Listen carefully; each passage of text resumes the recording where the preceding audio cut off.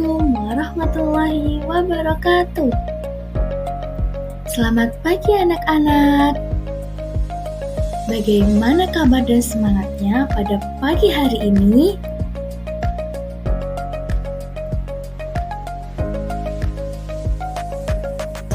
Alhamdulillah, semuanya sudah pada semangat. Jadi, kita juga pasti siap untuk belajar pada pagi hari ini. Tema pembelajaran kita kali ini adalah keajaiban musim dingin. Selanjutnya, apa itu keajaiban musim dingin? Di sini Ustazah sudah memberikan contoh gambar ilustrasi tentang keindahan musim dingin. Jadi, gambar-gambar di sini merupakan gambar ilustrasi yang hanya bisa kalian lihat ketika musim dingin atau musim salju tiba. Seperti yang terlihat pada gambar, saat musim salju atau musim dingin tiba, semua rumah, jalan, bahkan pohon-pohon dan tumbuhan akan tertimbun atau tertutupi oleh butiran salju. Itulah mengapa pemandangan ini hanya bisa kita lihat ketika musim dingin atau musim salju tiba. Selanjutnya, Ustazah akan menjelaskan apa itu musim dingin. Jadi, musim dingin biasanya ditandai dengan rendahnya suhu udara dan munculnya salju.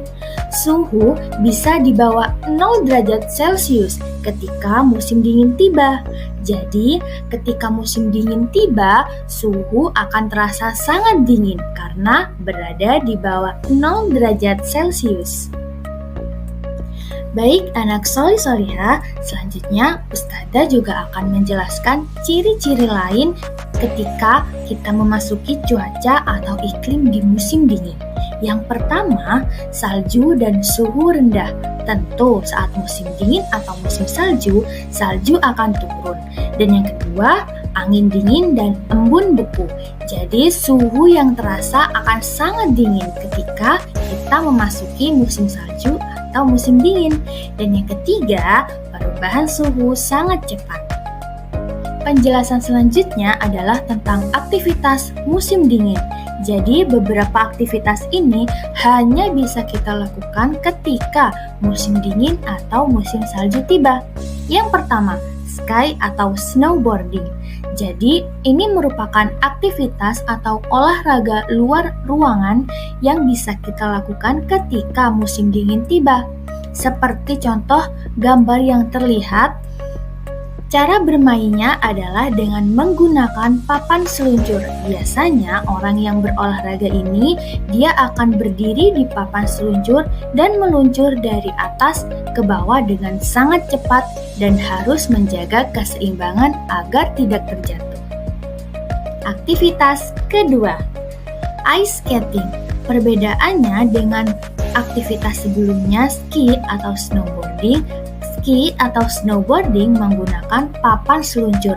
Tapi ketika ice skating, dia akan menggunakan sepatu yang memang khusus digunakan hanya untuk ice skating pada musim dingin atau musim salju tiba. Aktivitas ketiga, yakni membuat boneka salju. Ini merupakan aktivitas luar ruangan yang tentu hanya bisa kita lakukan ketika musim dingin atau musim salju tiba. Mengapa? Karena membuat boneka salju itu menggunakan salju atau tumpukan-tumpukan salju yang ada di depan rumah, depan halaman, atau lingkungan sekitar kita. Selanjutnya, aktivitas keempat adalah melihat pemandangan. Seperti yang sudah Ustazah jelaskan sebelumnya, ini hanya bisa dilihat ketika musim salju atau musim dingin tiba. Jadi biasanya orang-orang juga akan menikmati pemandangan yang ada ketika musim salju atau musim dingin tiba. Selanjutnya, pakaian dan perlengkapan musim dingin. Yang pertama, jas atau jaket musim dingin. Tentu pakaian-pakaian musim dingin akan berbeda dengan pakaian di musim kemarau. Ketika musim kemarau, biasanya kita menggunakan baju lengan pendek atau yang berkaos tipis agar tidak terlalu sumuk atau panas. Nah, saat musim dingin, kita harus menggunakan jas atau jaket yang tebal. Manfaatnya adalah untuk dapat melindungi suhu tubuh agar tetap terjaga normal dan kita tidak terlalu kedinginan. Pakaian atau perlengkapan selanjutnya adalah sarung tangan. Yang kedua, kupluk atau topi yang tebal, dan yang ketiga adalah syal yang tebal untuk melindungi tubuh kita agar tidak terlalu kedinginan ketika musim salju tiba. Pakaian atau perlengkapan yang terakhir adalah pelindung atau penutup telinga dan juga kaos kaki. Jadi pakaian dan perlengkapan ini bisa kita gunakan ketika musim salju atau musim dingin tiba, agar tubuh kita tetap terasa hangat dan tidak terlalu kedinginan.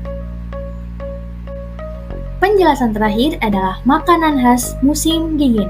Tentu saat musim dingin tiba, kita juga tidak boleh lupa untuk tetap makan dan mengisi asupan energi agar tubuh tetap sehat dan bugar.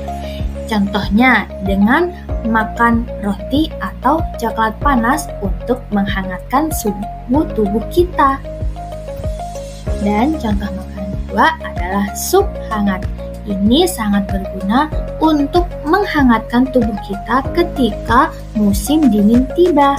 Jadi, jangan lupa ya, ketika musim dingin kita harus makan makanan yang dapat menghangatkan tubuh kita.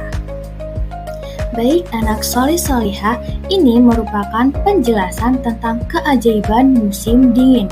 Tentu ini semua terjadi atas kuasa dan kehendak Allah Subhanahu wa Ta'ala, dan ini merupakan nikmat yang tentu harus kita syukuri. Ketika kita bersyukur, kita harus mengucapkan Alhamdulillah. Jadi kita bersyukur atas nikmat yang telah diberikan oleh Allah kepada kita. Baik, mungkin cukup sekian penjelasan dari Ustadzah. Kurang lebihnya Ustadzah mohon maaf. Terima kasih. Wassalamualaikum warahmatullahi wabarakatuh.